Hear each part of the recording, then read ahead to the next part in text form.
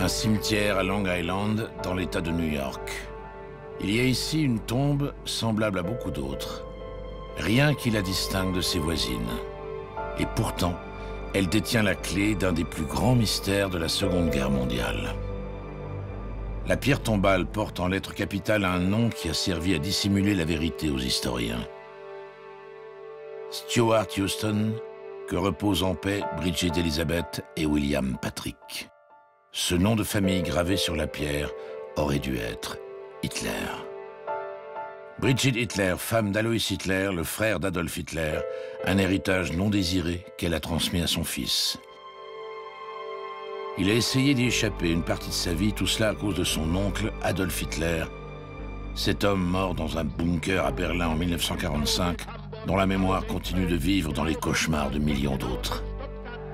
William Patrick a réussi à cacher son secret au monde, mais n'a jamais pu échapper à la réalité de la lignée des Hitler.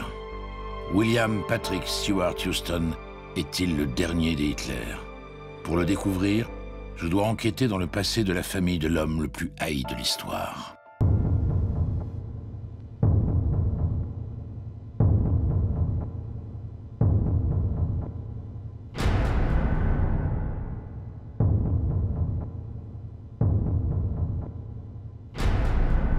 L'histoire de William Patrick Hitler débute à Liverpool le jour de sa naissance, le 12 mars 1911. Il est le fruit de l'union entre Bridget Hitler et Alois Hitler, le frère aîné d'Adolf Hitler. Toute l'histoire de la branche anglaise des Hitler repose sur cet acte de naissance et sur ces quelques lignes rédigées par un fonctionnaire de l'état civil. Ils attestent de la vie d'Alois Hitler en Angleterre. Les Hitler sont une famille complexe tant il y a de mariages et de remariages. Alois et sa sœur Angela sont les plus âgés. Ce sont les demi-frères et sœurs d'Adolf et de Paula. Tous ont en commun le père, Alois Senior. Ils n'ont pas la même mère. Alois et Angela sont les enfants de Francisca. Adolf et Paula sont les enfants de Clara, la dernière épouse d'Alois Senior. Ils ont été élevés ensemble pendant quelques années. Alois père est un fonctionnaire des douanes de l'Empire. Il est autoritaire et violent avec ses enfants. Il meurt en 1903, Clara en 1907. S'il s'installe à Liverpool, c'est parce que cette ville est l'un des poumons industriels de l'Angleterre. Son port est le plus grand du monde et la ville attire des immigrés de toute l'Europe. Il y a là une importante communauté allemande avec laquelle Alois Hitler tisse des liens commerciaux. À Liverpool, le père de William Patrick tente de faire fortune en ouvrant un petit restaurant dans Dale Street, une pension dans Parliament Street et un hôtel à Mount Pleasant. Il accumule les échecs, il est trop excentrique pour mener à bien tous ses projets. Alois Hitler installe sa famille dans Toxteth, un quartier de la petite classe moyenne de Liverpool. Ils habitent ici, au 102 rue Stanhope. En 1913, Alois a un nouveau projet sur lequel il travaille beaucoup. Il veut créer une entreprise de rasoirs de sécurité. Il voudrait commercialiser ses produits. C'est ce qu'il explique à Bridget. Il décide de tenter l'aventure. À la fin de l'année 1913, Alois quitte Liverpool pour l'Allemagne. Quelques mois plus tard, à l'été 1914, la Première Guerre mondiale éclate. Alois disparaît sans laisser d'adresse. Florian Bayerl est un historien spécialiste des Hitler. Il traque depuis des années tous les indices permettant de retracer la vie de cette famille. On ne sait pas très bien ce qu'il a fait pendant la Première Guerre mondiale. On sait qu'il vivait à Berlin à cette époque. Mais il n'y a aucune documentation qui nous permet de savoir ce qu'il faisait précisément. Alois n'aurait eu aucun contact avec sa famille et notamment son frère Adolf. Par contre, on en sait un peu plus sur lui. Au moment de la déclaration de guerre, il a quitté l'Autriche et il est repéré en Allemagne sur cette photo de foule prise dans le centre-ville de Munich, en Bavière. Il s'engage dans l'armée allemande. Il est simple soldat, puis après avoir échappé à la mort, il est nommé caporal et devient estafette. À la fin de la guerre, en 1918, il prolonge son service. Adolf Hitler est plongé dans le chaos politique de l'Allemagne d'après-guerre. Dans ce contexte, il rejoint le Parti ouvrier, un groupuscule d'extrême droite. Dès 1920, il transforme ce parti en NSDAP, le Parti national-socialiste des travailleurs allemands. Il en devient le chef en 1921. Hitler choisit la croix gammée comme emblème et crée une milice paramilitaire, les SA. Pendant ce temps, à Liverpool, seule et sans nouvelles d'Aloïs, Brigitte Hitler s'organise. Elle rejoint une troupe de danse. William Patrick grandit, il est scolarisé à l'école primaire dans le quartier de Toxteth. C'est un petit Anglais comme les autres. En 1919, Brigitte reçoit des nouvelles d'Aloïs par l'un de ses amis. Il serait mort pendant la guerre. En réalité, Aloïs Hitler a rencontré une autre femme en Allemagne. Elle s'appelle Hedwige Heidemann. Ils se sont mariés en 1916. Aloïs et Hedwige ont donné naissance à un enfant en 1923. C'est un garçon, il s'appelle Heinz. Aloïs est père pour la deuxième fois. Son premier fils, anglais, William Patrick, a 13 ans. Mais Aloïs est rattrapé par la justice allemande, il est bigame, il risque la prison. L'historien britannique Mike Hunger s'est intéressé de près aux relations entre Aloïs et Brigitte. Il a écrit à Brigitte pour lui demander le divorce. Elle lui a répondu non. Aloïs lui a réécrit pour lui demander de lui rédiger un certificat de moralité en lui expliquant qu'il risquait la prison. Elle a eu pitié de son mari et lui a écrit le courrier dont il avait besoin. Au moment où Aloïs est inquiété par la justice de son pays, son frère Adolf tente un coup d'État à Munich en novembre 1923. Sa tentative échoue dans le sang.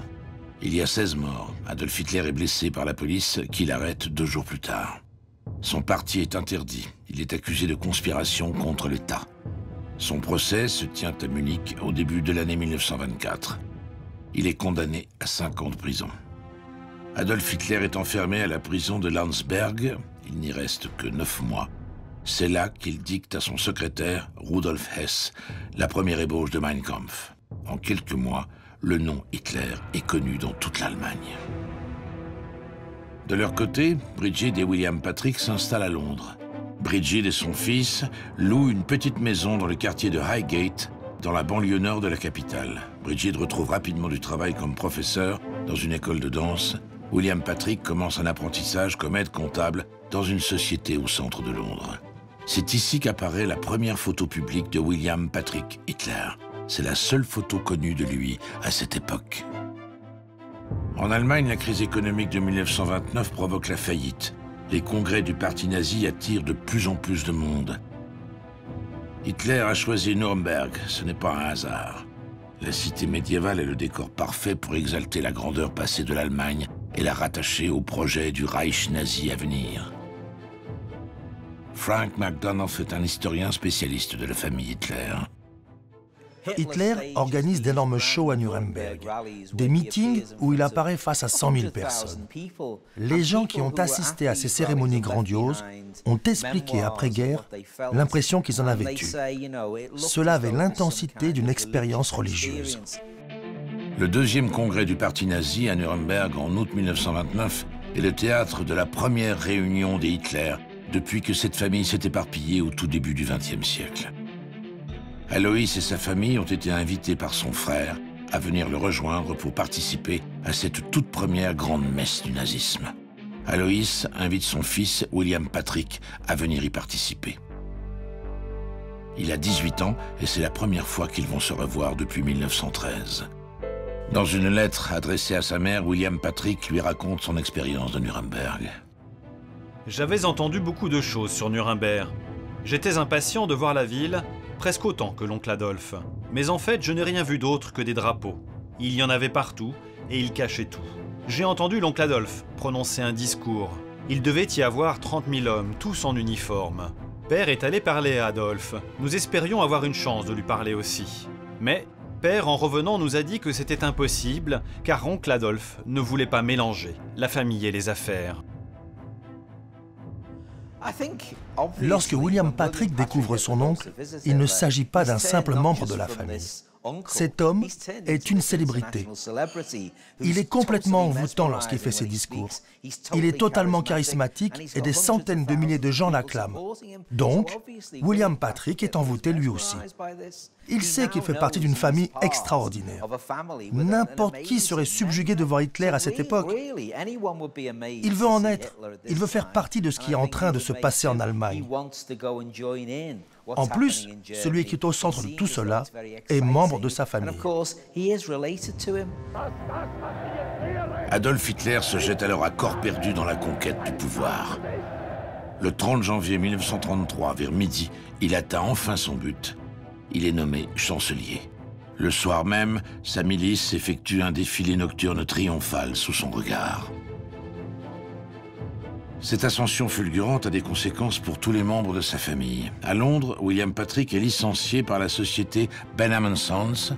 Il porte un nom de famille trop encombrant. Encouragé par sa mère, il décide de tenter l'aventure en Allemagne. On peut interpréter tout ce que fait William Patrick comme étant de l'opportunisme. Mais n'oublions pas qu'il fait partie de cette famille. Il s'agit de son oncle. Tout le monde a un oncle. Pourquoi ne souhaiterait-il pas se rapprocher de lui d'un point de vue personnel? Il est facile de rayer de la carte William Patrick d'un simple revers et de tout expliquer par l'opportunisme comme le font les historiens. Un jeune homme prêt à tout pour réussir. Il y a peut-être une autre explication. Il voulait tout simplement et spontanément se joindre à ce qui se passait alors en Allemagne, se rapprocher de son oncle et voir aussi son père qui vivait dans ce pays. À Berlin, il reçoit de la part de son oncle la somme de 500 marks pour son installation et la promesse d'un emploi comme coordinateur des ventes avec la Grande-Bretagne pour le grand magasin DEFAKA de Berlin. Otto Schlepper travaille dans la même société. Le parti nazi le désigne pour devenir le chaperon de William Patrick. Son témoignage est le seul qui existe sur l'installation de William Patrick à Berlin. Otto Schlepper se souvient en particulier d'un épisode révélateur du comportement du neveu d'Hitler pendant cette période. Je l'ai revu lors d'une fête de l'entreprise DEFAKA. William Patrick y était invité. Cette entreprise organisait de fabuleuses soirées. L'une d'entre elles a eu lieu dans une grande salle du Landvolker Casino, près de Bahnhof Zoo. Il y a dansé avec plusieurs femmes. Le problème, c'est qu'il leur disait des mots vraiment très déplacés pour leur dire ce qu'il voulait faire avec elles. Visiblement, ses connaissances de l'allemand n'étaient pas au point. L'histoire s'est évidemment rapidement répandue auprès de toutes les femmes de l'entreprise. La danse suivante, c'est les femmes qui choisissaient leur cavalier. Une très jolie chef de rayon, forcément un peu plus âgée, l'a invité à danser. Elle lui a expliqué que les mots qu'il utilisait étaient très vulgaires. William Patrick Hitler a compris que c'était aussi inconvenant que d'employer le mot baiser avec sa double signification. Il demanda alors à cette femme ce qu'il pouvait donc dire. Cette méchante garce lui a donné à dire un mot encore plus terrible. Résultat, William Patrick était persona non grata auprès de toutes les femmes de cette soirée. Ensuite, j'ai perdu le contact avec lui. Il n'a pas fait long feu dans l'entreprise. Les nazis l'ont renvoyé à cause de sa conduite. Visiblement, William Patrick se comporte comme un opportuniste. Il profite de sa filiation, il se croit tout permis, ce qui déplaît à son oncle et au parti nazi. En 1933, tout l'entourage familial d'Adolf Hitler s'est rapproché des lieux de pouvoir. Ses sœurs sont en Bavière, Alois ouvre une cave à vin à Berlin avec son épouse. William Patrick retrouve rapidement du travail dans une grande banque de Berlin, la Reichskredit. Il y est employé comme comptable. En Allemagne, l'arrivée d'Hitler au pouvoir redonne un nouvel élan. L'optimisme revient. Berlin redevient l'une des capitales du monde. Il fait bon s'y divertir. C'est un paravent. L'économie redémarre parce que le pays se réarme. Culte du chef, idéologie nazie. Toute la société est soumise à un endoctrinement martelé par les médias. Les premières mesures d'exclusion touchent les Juifs désignés comme les principaux ennemis. C'est dans ce contexte que survient l'épisode sanglant de la nuit des longs couteaux. Depuis quelques mois, la milice SA, précieuse dans la conquête du pouvoir, gêne de plus en plus Hitler. Dans la nuit du 29 au 30 juin 1934, Hitler et sa nouvelle milice, SS, vont froidement assassiner des centaines de SA, dont leur chef. Ce soir du 29 juin, William Patrick est assis à la terrasse du Grand Café Kranzler. Quand une patrouille SS entre, il contrôle tous les clients, visiblement à la recherche de quelqu'un. Quand William Patrick montre ses papiers, un des SS lui dit « Le nom du Führer ne doit pas servir à des jeux stupides. Je suppose que vous prétendez être apparenté à lui ?» William Patrick répond qu'il est son neveu. Il est alors arrêté et conduit à Lichtenfeld, un camp de prisonniers dans la banlieue de Berlin. Là, il demande à appeler Rudolf Hess pour confirmer son identité. C'est finalement le consulat britannique qui vient à son secours pour le faire libérer. Il écrit alors « Je suis sûr d'avoir été sur une liste, sinon je n'aurais pas été arrêté, surtout dans un café où je venais tous les jours. » Les ennuis ne sont pas pour autant finis pour lui. William Patrick tente à plusieurs reprises d'envoyer de l'argent à sa mère restée à Londres. Elle est dans le besoin. En octobre 1934, il reçoit une convocation d'Hitler. Il raconte « Mon oncle était de mauvaise humeur. Il me dit que ma mère peut travailler et que je ne peux pas sortir de l'argent du pays, ni pour elle, ni pour qui que ce soit d'autre. Puis, après un bref heil, il tourna les talons et sortit de la pièce. » Après tous ces refus, William Patrick décide d'écrire une lettre de menace à son oncle. Elle a été découverte au sein d'une correspondance appartenant à sa tante Angela. L'historien qui l'a découverte est Florian Bayerl, datée du 29 novembre 1934. Elle est adressée à Julius Schaub, l'homme à tout faire d'Hitler. On peut y lire notamment « Je compte faire une déclaration à la presse britannique pour que ma situation devienne plus sûre. Je dois me faire à l'idée qu'il y a un conflit entre moi et mon oncle. » Dès le lendemain, William Patrick est convoqué à la chancellerie. Il est introduit auprès de son oncle. Quand William Patrick revient à son travail le lendemain, il découvre que son salaire a été doublé et qu'il a reçu un ordre de versement de 100 marks retrouvé dans les archives de cette famille. Qu'est-ce qui aurait fait si peur dans cette lettre à cet oncle Adolf Hitler, l'homme le plus puissant d'Allemagne? C'est à ce moment que cela devient peu ragoûtant. William Patrick suggère qu'il pourrait faire des révélations embarrassantes, notamment sur le fait qu'Hitler pourrait être juif. Cela ferait l'effet d'une bombe. L'homme qui déteste les juifs, l'homme qui a construit sa réputation sur l'antisémitisme, l'homme qui mettait en place des mesures d'exclusion des juifs, serait lui-même juif. Il y a comme une odeur de chantage dans cette lettre et il n'aime pas ça du tout. William Patrick détient-il alors des informations gênantes sur sa famille? Peut-être des éléments sur les origines juives de son oncle. Adolf Hitler redoute toute révélation sur une famille qu'il tient à l'écart. Il sait que son neveu a fait faire une enquête quelques années plus tôt en Autriche. Hitler a chargé Hans Frank, un avocat très haut placé dans la hiérarchie du parti nazi, d'enquêter en profondeur sur cette histoire. Hitler avait-il des origines juives? C'était une mission ultra confidentielle. Hans Frank n'aurait rien trouvé de compromettant au cours de son enquête très fouillée. Pourtant, Hitler reste méfiant et préfère céder au chantage de son neveu. À cette époque, faire chanter Adolf Hitler, c'était comme commettre un suicide. Vos chances de survie étaient très limitées. Dans le cas de William Patrick Hitler, c'est très surprenant qu'Hitler se soit retenu de prendre des mesures radicales contre son neveu. William Patrick est une source d'ennui pour Adolf Hitler et aussi pour son père Alois qui le tient à distance. Ce dernier ouvre un restaurant à Berlin. Baptisé Alois, il est situé Wittenbergplatz, à quelques minutes à pied des lieux que fréquente son fils. Un restaurant qu'il a pu racheter une misère à un juif qu'il a fait expulser. Faute de pouvoir intégrer l'intimité de son oncle et d'en tirer profit, William Patrick travaille pour survivre. Entre 1935 et 1937, il travaille chez Opel. D'abord dans leur usine à Rüsselsheim pendant quelques mois, puis il est de retour à Berlin embauché chez le prestigieux revendeur Opel, Eduard Winter. Il est de nouveau harcelé par les autorités. La Gestapo lui supprime son permis de travail pendant 2 mois. Opel doit le licencier. La police lui reproche de vendre des voitures sous le nom d'Hitler. Il retrouve du travail chez un brasseur de Berlin jusqu'au 31 janvier 1939. Le lendemain, il a quitté l'Allemagne.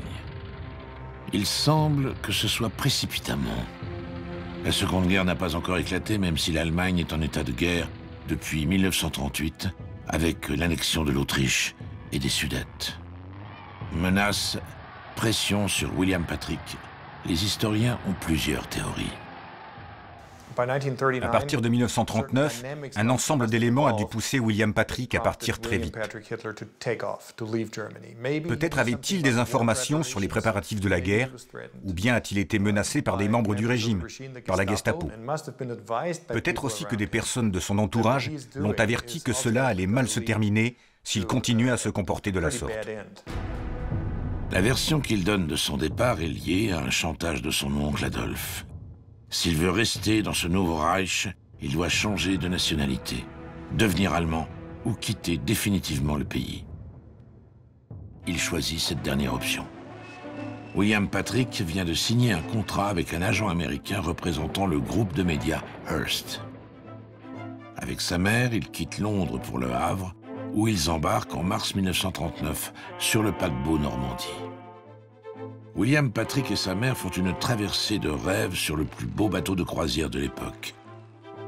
6 jours de navigation dans le luxe d'une première classe payée par son agent. Ils arrivent à New York le 30 mars 1939, à l'aube, et ce qu'ils voient l'enchante. C'est une Amérique isolationniste qui accueille William Patrick. Mais les Américains sont curieux du phénomène Hitler qui fait couler beaucoup d'encre dans leurs journaux. Dans les quelques jours qui suivent son arrivée, il est l'objet de nombreux articles à travers tous les États-Unis. William Patrick Hitler et sa mère sont aussi filmés. C'est un document très rare, il ne dure que quelques secondes. On en apprend tout de suite un peu plus sur sa personnalité. J'espère que les Américains ne se moqueront pas trop de ma moustache. J'ai le sentiment que mon cœur est enfin au bon endroit. C'est ça le plus important. Il devient une curiosité dans cette Amérique avide de nouveautés. Sa plaisanterie sur sa moustache le rend tout de suite attachant. Lui et sa mère sont pris en charge à leur arrivée par la prestigieuse agence William Morris, qui les installe à l'hôtel Buckingham dans le nord-ouest de Manhattan, à quelques pas de Central Park. Le neveu d'Hitler a signé un contrat pour une tournée de conférences de quelques mois à travers tous les États-Unis sur son oncle et le régime nazi. William Patrick compte bien sur ce début de notoriété pour se faire une place dans le rêve américain. En Europe, l'embrasement général est imminent depuis qu'Hitler a envahi la Pologne. Cela renforce l'attrait de la présence du neveu d'Hitler sur le sol américain. Pendant 3 ans, il enchaîne les conférences sur tout le territoire. Il y parle d'Adolf Hitler, du régime nazi, de Rudolf Hess et de tous les dignitaires qu'il a croisés pendant son séjour en Allemagne. Il capitalise alors sur son nom. Certaines de ces conférences sont restées célèbres comme celle de Boston, où sa venue provoque une émeute. Mais au fil des mois, l'intérêt qu'il suscite diminue. Après les salles prestigieuses, William Patrick doit se contenter de collèges et de clubs de lecture. À la fin de l'été 41, ses déplacements incessants dans l'Amérique profonde et une demande de prolongation de visa pour William Patrick et sa mère provoquent l'intérêt du FBI. Il y a aux archives du FBI un dossier sur William Patrick Hitler et un autre sur sa mère. Les archives de cette époque ont été déclassifiées et ouvertes au public depuis le milieu des années 90. Elles montrent qu'Edgar Hoover, le directeur du FBI, suit de près les allées et venues ainsi que les déclarations publiques du neveu d'Hitler. Adresse, profil et bio, les dossiers sont succincts, mais très précis. Apparemment, mi-novembre 1941, rien ne s'oppose à la prolongation de leur séjour. Depuis que la Grande-Bretagne est entrée en guerre à l'été 40, William Patrick et sa mère se sont lancés dans un soutien médiatique fort. Bridget Hitler s'engage pour la Croix-Rouge britannique à New York William Patrick parle de rejoindre les forces armées canadiennes. Le bombardement japonais sur Pearl Harbor le 7 décembre 1941 change le cours de la guerre et le destin du neveu d'Hitler. La flotte américaine est en partie anéantie. Il y a des milliers de morts. Le lendemain de cette attaque, le président Roosevelt déclare la guerre au Japon. Le 11, c'est au tour de l'Allemagne et de l'Italie de déclarer la guerre aux États-Unis. La guerre est mondiale. William Patrick et sa mère font le choix de rester dans leur nouveau pays d'accueil. Le 14 mars 1942, Edgar Hoover reçoit un courrier prioritaire. Il vient du cabinet du président Roosevelt à la Maison-Blanche. C'est une surprise de taille. L'assistant du président lui révèle que William Patrick Hitler désire s'engager dans l'armée américaine. Dans cette lettre, où n'est jamais cité le nom de son oncle, il explique à Roosevelt qu'il aimerait se battre sous le drapeau américain et que cela lui est impossible en raison de sa nationalité britannique. En raison du nom qu'il porte, ni le Canada voisin, ni la Grande-Bretagne ne s'empressent de l'incorporer dans leurs armées. Dans cette lettre plaidoyer, il en appelle donc à la sollicitude du président pour lui faciliter d'une manière ou d'une autre, après enquête au besoin, son accès à l'armée des États-Unis. Cette lettre déclenche immédiatement une enquête de grande ampleur au FBI qui mobilise plusieurs agents du bureau de l'agence à New York. Cette enquête prend un peu de temps.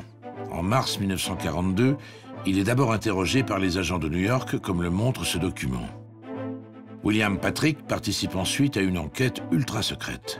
Elle est lancée entre 1942 et 1943 par le général Bill Donovan, le directeur de l'OSS, l'ancêtre de la CIA.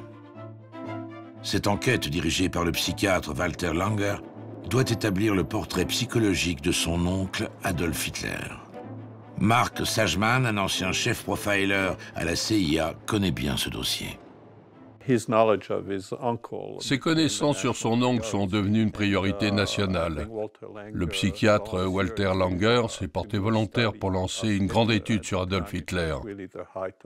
Nous étions à l'époque où les gens pensaient que la psychanalyse était une science et qu'à partir d'un profil psychologique, on pouvait prédire les comportements. Un budget et du personnel ont été alloués à cette étude.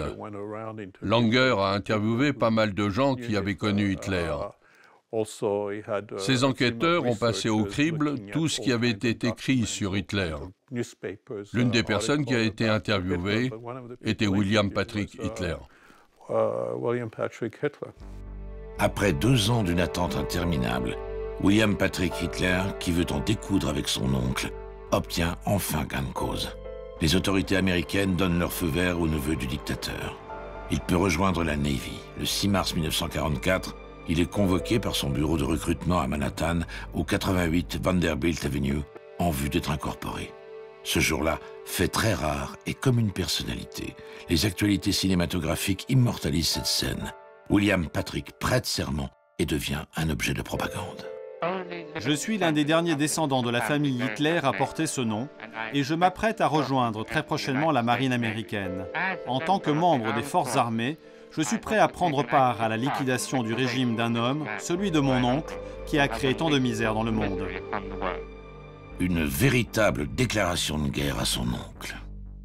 On ne sait rien de la réaction d'Adolf Hitler, mais ce sont des images qui lui auraient valu le peloton d'exécution pour haute trahison familiale. William Patrick est affecté dans une unité médicale de la Navy jusqu'en 1946. Entre-temps, son oncle Adolphe s'est suicidé dans son bunker le 3 mai 1945 et l'Allemagne nazie capitule sans condition le 8 mai. Alois, son père, s'évanouit dans le chaos de Berlin. Dans le Pacifique, le Japon rend les armes et signe sa reddition le 2 septembre 1945. C'est la fin de la Seconde Guerre mondiale et le monde découvre l'ampleur des horreurs commises par le régime nazi.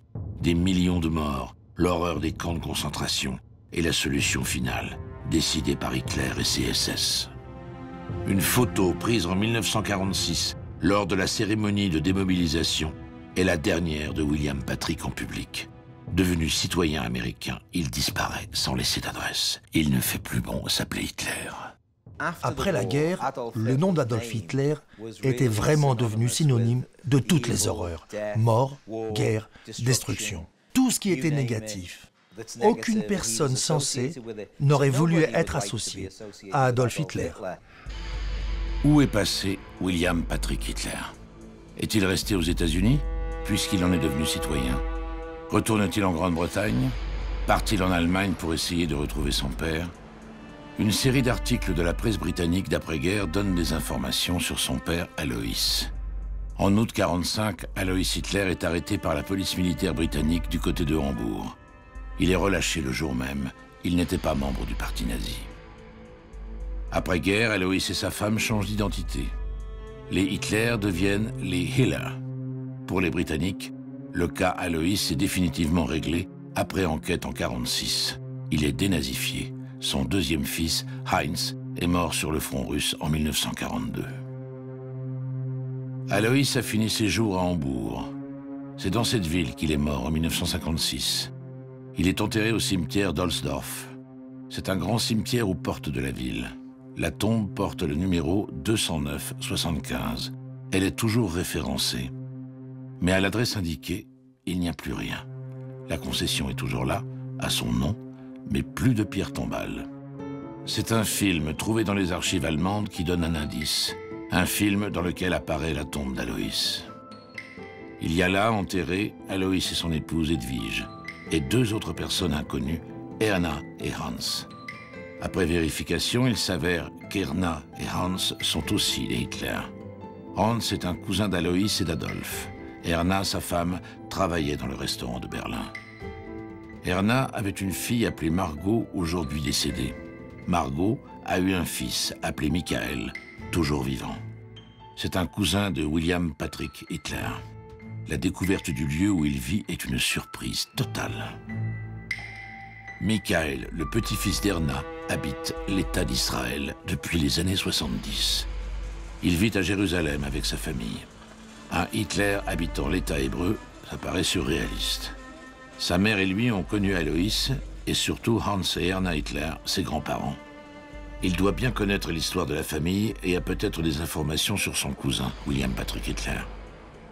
Quelques enfants de dignitaires nazis et des enfants de nazis ont également fait cette démarche vers Israël. L'État juif est né dans les décombres de l'horreur de la Shoah, après-guerre, et pour certains, y aller vivre était une forme de repentir. Michael est devenu juif et il a obtenu la nationalité israélienne. Avec les années, cet universitaire est devenu l'un des plus grands spécialistes d'études hébraïques à l'université de Tel Aviv. Ça, c'est le contrat de mariage d'Erna et de Hans. C'était quand? C'était en 1942. L'officier d'état civil allemand était là. Alois Hitler était le témoin. Et en deuxième partie, ce qui est intéressant, c'est que sont inscrits les noms de leurs parents. Et on lit ici Hans Hitler, fils de Johann Hitler, qui doit être un oncle d'Alois. Son grand-père, Hans, est un cousin d'Alois et d'Adolf Hitler, ce qui fait de lui le cousin de William Patrick. Un cousin qu'il n'a pas connu. Michael a grandi en Allemagne après-guerre avant de s'exiler en Israël. Le fait de vivre ici n'a aucun rapport avec mon histoire. Qu'est-ce que je peux y faire si j'ai une grand-mère qui a épousé un homme avec un nom maudit? Même s'il a mis ce passé derrière lui, il nous donne quelques précieux détails sur la vie de ses grands-parents après la guerre. Hans n'a pas été exécuté par les troupes russes à la fin de la guerre, comme d'autres membres de la famille Hitler. Il a pu mener une vie normale. Plus jeune en Allemagne, je n'ai pas cherché à entretenir des liens particuliers avec lui ou ma grand-mère.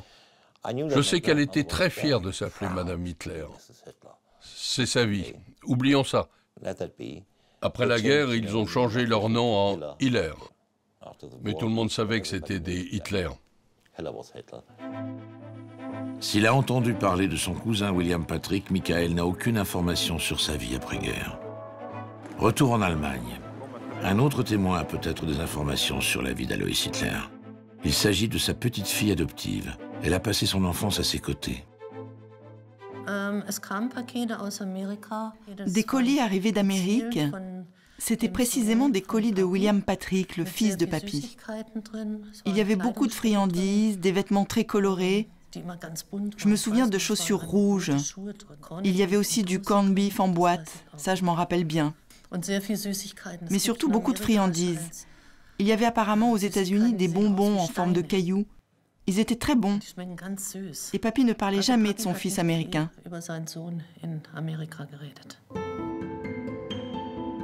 William Patrick Hitler est donc bien resté aux États-Unis après-guerre. À New York, Bridget Hitler, sa mère, aurait écrit une biographie de sa famille. Le livre aurait été déposé à la bibliothèque municipale de Manhattan. L'archiviste de cette institution doit nous en apprendre un peu plus. Bonjour. Bonjour et merci. Voici votre livre, écrit par Brigitte Hitler, la belle-sœur d'Adolphe. Il fait partie de la collection d'Edmund Pucker, qui était un agent littéraire et scénariste d'origine tchèque. Ses documents personnels ont été versés à la bibliothèque en 1959. Mais ce n'est que beaucoup plus tard que ce manuscrit a été retrouvé dans ses documents. Il a acheté cet ouvrage à Brigitte Hitler. Je ne crois pas qu'il l'ait écrit. Je crois qu'en tant qu'agent littéraire, il a récupéré ce livre pour tenter de le vendre. Mais je n'en suis pas certain. Je n'ai pas plus d'informations. Dans ce livre inachevé, il y a beaucoup d'informations sur les vies de William Patrick et Bridget d'avant-guerre. Des documents et des photos aussi. Mais rien sur leur vie d'après-guerre. Rien qui permette de les localiser aux États-Unis. Sont-ils restés sur la côte Est? Sont-ils partis sur la côte Ouest ou ailleurs dans ce pays gigantesque? Ce qui est sûr à ce stade, c'est que leur vie a radicalement changé. Comme si leur disparition avait été organisée. Renseignements pris auprès de la sécurité sociale américaine, Bridget Hitler est décédée le 18 novembre 1969 à Long Island. Et sur sa carte d'assurance sociale, il y a une adresse à Long Island. C'est une petite banlieue semblable à beaucoup d'autres aux États-Unis. Long Island, c'est un peu la grande cité dortoir de New York. Des maisons en bois alignées côte à côte avec des drapeaux américains. À l'adresse indiquée, il y a une petite maison. C'est là qu'a vécu jusqu'à sa mort Bridget Hitler Dowling, la mère de William Patrick. Les nouveaux propriétaires tiennent à conserver l'anonymat. Ils font une révélation de taille. Dans la maison d'à côté habitait son fils William Patrick. Deuxième surprise, cet homme y a élevé une famille. Cette maison a aussi changé de propriétaire et les nouveaux propriétaires souhaitent également rester anonymes. Ni les uns ni les autres ne savent ce qu'est devenue cette famille. Ils expliquent pourtant qu'elle serait restée à proximité dans cette petite ville de Long Island. Après discussion, ils disent que la famille ne s'appelait pas Hitler. Il y a eu un changement de nom. Désormais, les Hitler s'appelleraient Stuart Houston. C'est le nom choisi par William Patrick Hitler pour se cacher. Ce nom est étrange. Après vérification, il s'avère être très ambigu. Au lendemain de la guerre, il décide de changer de nom et le choix qu'il fait, c'est de prendre Houston Stewart, qui renvoie évidemment à Houston Stewart Chamberlain, qui était le grand antisémite, qui avait vu en Hitler l'avenir de l'Allemagne. Vous savez, la phrase de Chamberlain, c'était « s'il y avait plus d'hommes comme Hitler, l'Allemagne serait sauvée ». Donc le fait de choisir ça comme pseudonyme pour lâcher Hitler montre qu'il y a quand même une ambiguïté et qu'il y avait chez lui une part d'adhésion à l'idéologie nationale-socialiste et en partie à l'idéologie antisémite. Parce que je n'arrive pas à me figurer comment il peut s'imaginer que dans ce monde américain, où certes il y a des ignorants, où certes tout le monde ne connaît pas l'histoire européenne, il prend, comme par une sorte de clin d'œil, la référence centrale qui était celle de son oncle. La lignée des Hitler s'est donc poursuivie et s'est même agrandie en arrivant en Amérique. Pourtant, en cherchant sur tous les annuaires disponibles, on ne trouve aucun Hitler, ni aucun Stuart Houston. Ils sont sans doute sur liste rouge. Impossible de les retrouver. Mais si les enfants ont grandi dans cette partie de Long Island, ils ont dû y être scolarisés. Les bibliothèques municipales sont souvent une bonne source d'informations. Elles conservent notamment les yearbooks, une sorte d'ancêtre de Facebook, qui est publié chaque année par les collèges et les lycées aux États-Unis. Tous les moments forts et les photos des élèves y sont reproduits. Surprise, William Patrick Hitler a eu 4 enfants. Ce sont 4 garçons, 4 Hitler. Il y a Alexander, Louis, Brian et Howard. Celui qui est le plus photographié, c'est Howard. Il doit avoir beaucoup d'amis. Dans ses cahiers, il faisait partie de la fanfare du lycée. L'un de ses amis, facile à localiser, est Joseph Silan. C'était le meilleur ami d'Howard. Il est porteur d'une mauvaise nouvelle. Howard est décédé à l'âge de 32 ans, le 14 septembre 1989, dans un terrible accident de voiture. C'était un inspecteur des impôts. Il venait de se marier avec Marie, une Québécoise. Joseph et Howard se sont connus dans la fanfare du lycée. Joseph a gardé des vidéos de son ami, celle de la fanfare dans laquelle Howard était le chef d'orchestre. Ces images sont tournées lors d'un match de football américain de leur lycée. Howard, c'est le jeune homme habillé en jaune et blanc, que l'on voit d'abord danser au premier plan. Il porte aussi un chapeau blanc. À la fin du match, on le voit rigoler avec ses amis sur les gradins du stade. Il était le bon vivant, le bout en train de cette bande d'amis, comme le montrent ces autres images d'une soirée un peu arrosée. Qu'est-ce que tu fais avec cette caméra?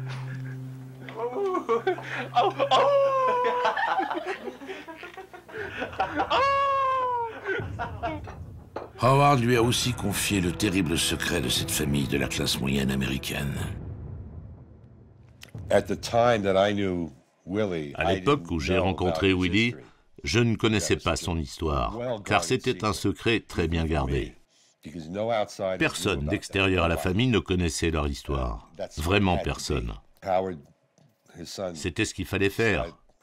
Un jour, Howard m'a dit « J'ai quelque chose à te dire ». On était dehors. Je m'en souviens encore comme si c'était hier. Je ne l'ai pas cru. C'était trop hallucinant pour le croire. L'homme que je connaissais depuis plusieurs années était un parent d'Adolf Hitler.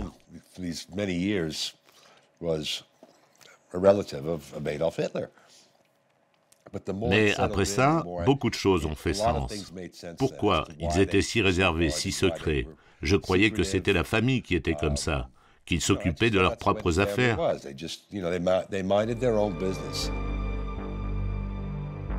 Grâce à Joseph, il est enfin possible de mettre la dernière touche à l'arbre généalogique de la famille Hitler. William Patrick s'est marié après-guerre avec une jeune Allemande, Phyllis Jean-Jacques. Ils ont eu 4 enfants. Alexander, Howard, Louis et Brian. Ce sont les derniers héritiers de la lignée des Hitler. Les derniers à pouvoir porter ce nom honni par l'histoire. Pendant cet entretien, Joseph donne de précieuses informations sur la vie de William Patrick. Il était super avec ses enfants. C'était un père protecteur. Il me traitait comme l'un de ses fils. Il me parlait beaucoup. Il était à fond dans l'astrologie. Il connaissait ton signe astrologique et te disait ce que ton destin pourrait être, ce qui t'attendait. Il était assez juste. Et avec son accent, il m'a toujours fait penser à l'acteur Michael Caine. C'est exactement la même voix. William Patrick a vécu 2 vies. L'une sous les projecteurs pendant laquelle son nom était un capital, l'autre est secrète. William Patrick travaillait à domicile.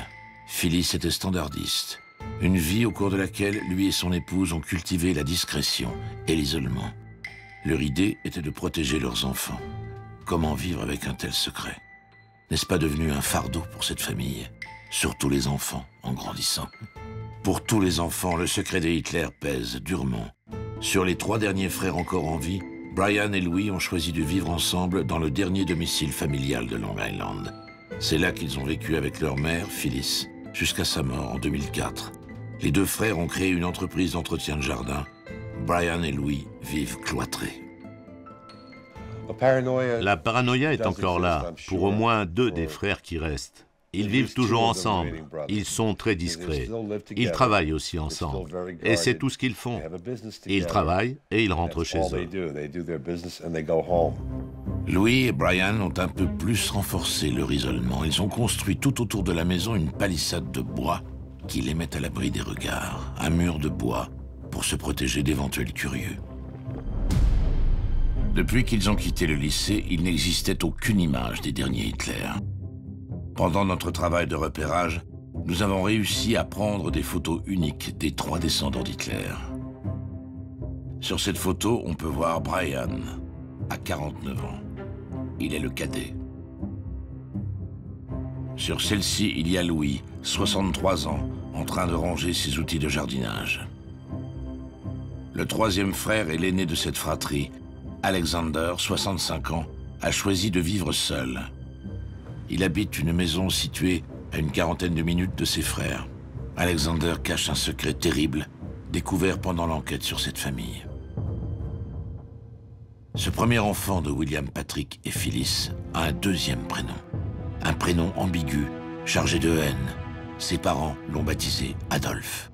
Alexander Stewart Houston s'appelle aussi Adolf Hitler. Pourtant, des 3 derniers Hitler, il semble mener une vie normale et très discrète aussi. Alex, il ressemble plus à Howard. Il a toujours le mot pour rire, il est très décontracté. C'est un travailleur social. Vous ne pouvez pas travailler avec d'autres personnes et être paranoïaque.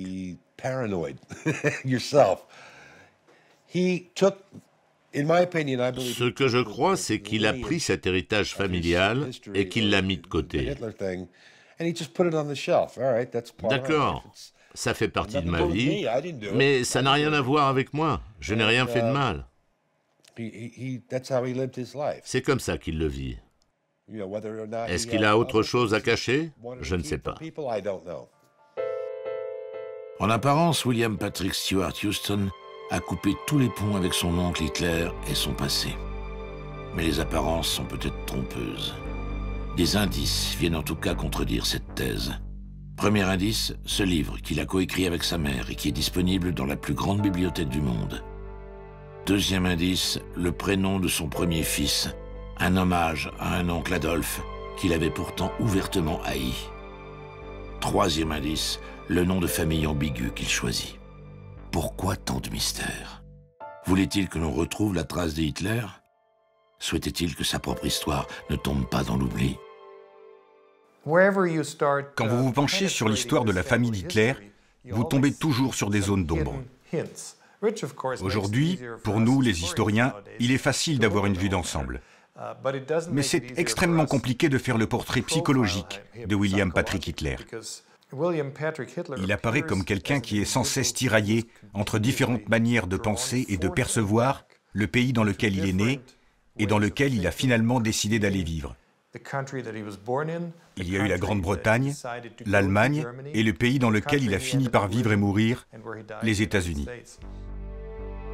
On n'aura jamais la réponse de ce Hitler. William Patrick est décédé d'une longue maladie en 1987. Son testament est resté secret, tout comme la deuxième partie de sa vie. La seule clause du testament que l'on peut deviner est que William Patrick souhaitait être enterré aux États-Unis, à Long Island, à côté de sa mère.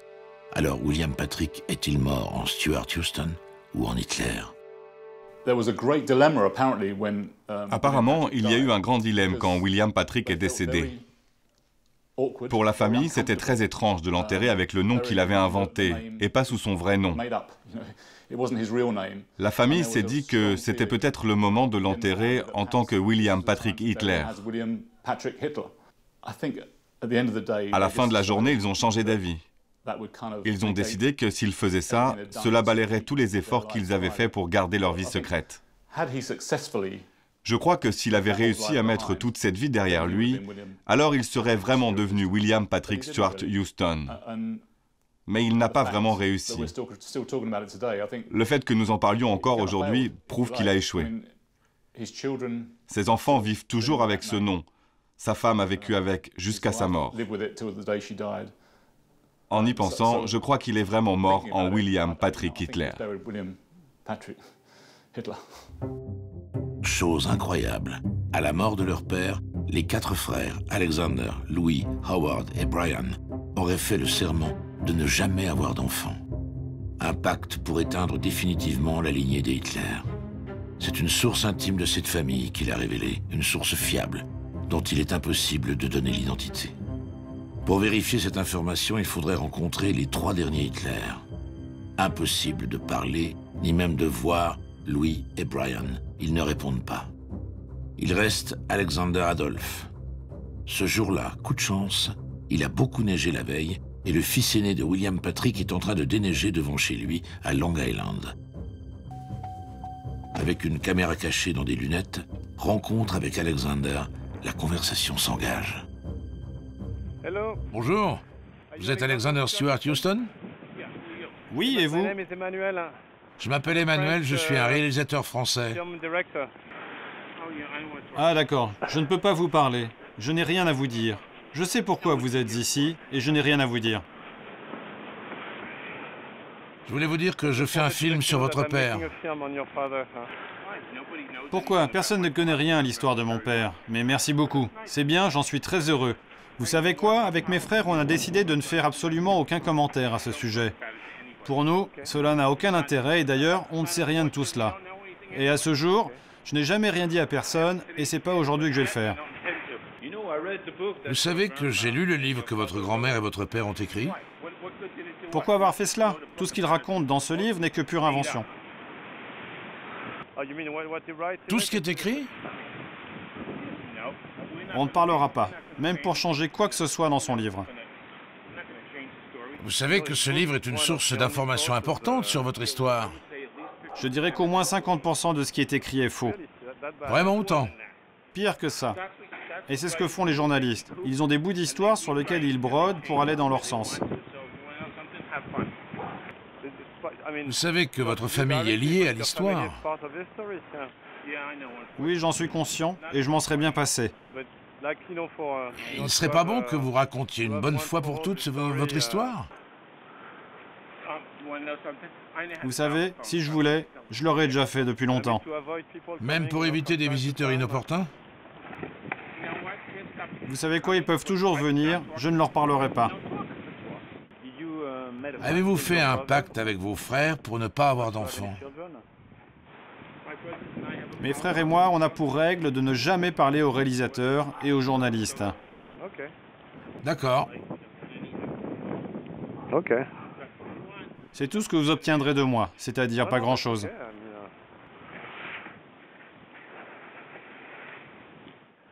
Pourquoi votre père vous a-t-il appelé Adolphe? Écoutez, faites votre histoire, j'espère que tout se passera bien, c'est tout. D'accord.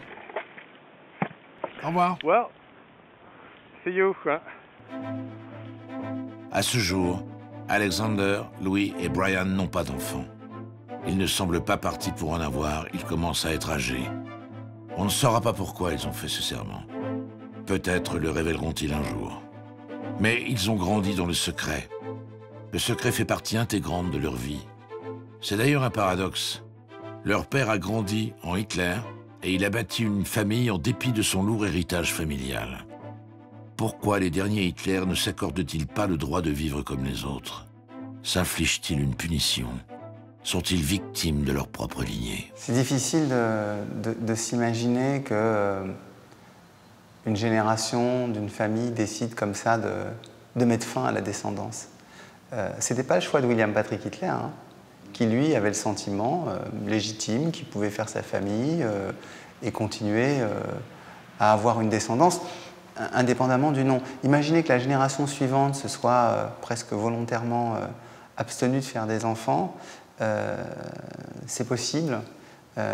C'est une hypothèse qui laisse rêveur parce que ça voudrait dire qu'eux-mêmes étaient persuadés qu'il y avait quelque chose de pourri dans le sang de leur famille. Et donc ça voudrait dire qu'intérieurement, ils étaient convaincus par les théories pré-génétiques d'un Adolf Hitler, ce qui montre que les mauvaises idées parfois peuvent avoir la vie longue.